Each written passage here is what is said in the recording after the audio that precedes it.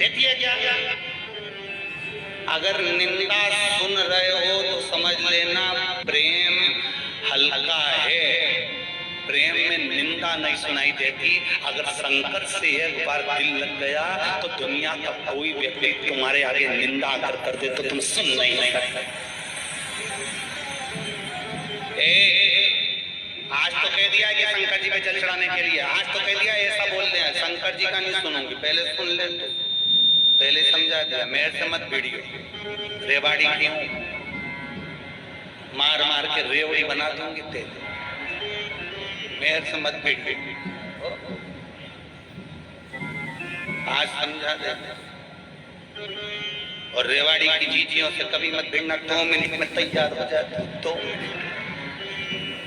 और जगह की दीदियों को तो टाइम लगता, पेंसिल से लाइन की थी, फिर डब्बा भरती, फिर नीली पीली आंख करती। यहाँ की जीजी लीजी डब्बा में पानी भरती, आज में कोई ले जाके भरी आ गया।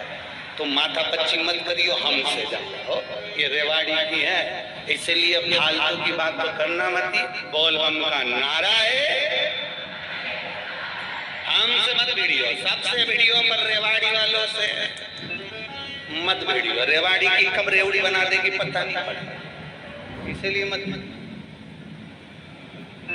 कोई तुमसे कह दे शंकर जी पे चढ़ा हुआ जल मत पियो, कोई तुमसे कह दे बेलपत्री मत खाओ, कोई तुमसे कह दे कि शंकर जी की आराधना मत करो, कोई कह दे शिव जी के मंदिर मत जाओ, तो तुम तो कह देना मैं चाहिए करूं, मैं करूं, मेरी डोंट डिस्टर्ब, मेरे को परेशान ना, मेरा मन मैं जो करूंगा सब अच्छा। तेरे को कोई मंत्र आता है, चिल्ला कर कह दो श्री शिवाय नमस्ते, ये कोई मंत्र है मत मानो। मैं तुझसे पूछा कि ये मंत्र है कि तंत्र है, मुझे तुझसे मतलब, मेरा दिल करता है, मैंने माना, मेरा दिल करता है एक लोटा जल उठाकर चली गई।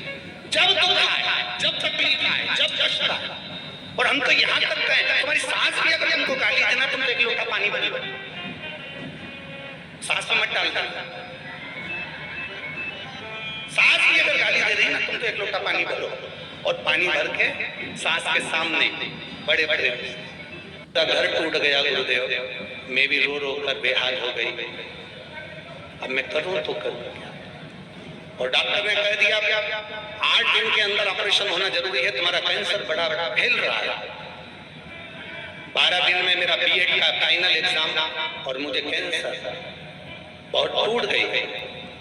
प्रतिदिन मेरी हालत नीचे गिरती चली जा रही थी, क्योंकि डिप्रेशन, चिंता, टेंशन सब कुछ हो गया, क्योंकि कैंसर हो गया। और डॉक्टर ने कह दिया कि अब तुम थोड़े दिन की मैं वापिस से जांच हुई, जांच में बताया कि केवल 1 महीने तक तुम जीवित हो, 1 महीने के बाद तुम जीवित नहीं। अब करूं तो करूं क्या।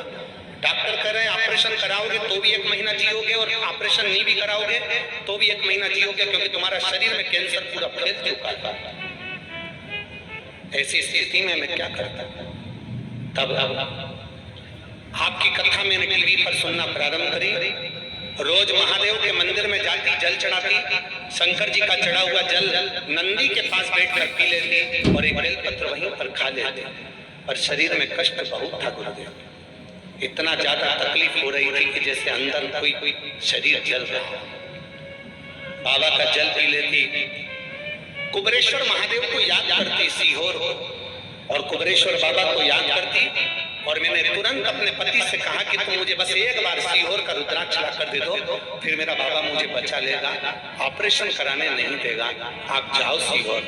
सीहोर गए मेरे पति, वहां से रुद्राक्ष लेकर आए। रुद्राक्ष को तांबे के कलश में गलाकर शंकर जी को जल चढ़ाकर पीना प्रारंभ करा। डॉक्टर के हिसाब से मेरे पास में केवल 1 महीना था, पर बाबा की कृपा का मैं क्या गुणगान करूं गुरुदेव।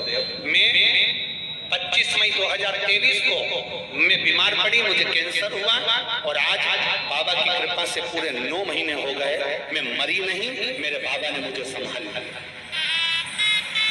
मेरे बाबा ने मुझे संभाल लिया।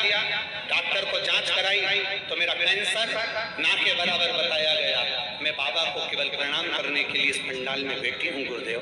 मैं उत्तर प्रदेश से आई हूँ, केवल एक बेलपत्री की चाह रखती हूँ। मेरा विश्वास रहता है कि व्यासपीठ की बेलपत्र जिसने खाई है सब सुखी हो गए, तो मैं क्यों दुखी रहूंगी? मुझे केवल एक बेलपत्र दे दीजिए। बाबू अगर आ सकती हो तो मेरा कार्यकर्ताओं से निवेदन, अगर वो बेटी यहाँ तक आए तो उसको आने दो, एक बेलपत्र उस बेटी को जरूर दो। मैं अभी ठीक हूँ, 9 महीने हो गए, डॉक्टर के हिसाब से मैं 1 महीने में मरने वाली थी, पर मेरे बाबा ने मुझे बचा दिया और लुटा दिया कर दिया।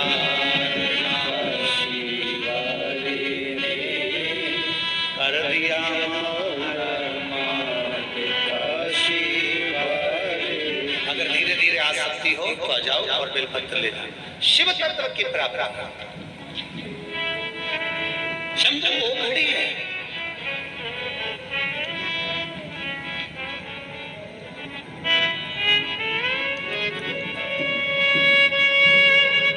अरे कोई भाग्य खुले हो मेरे रेवाड़ी वालों तुम्हारे।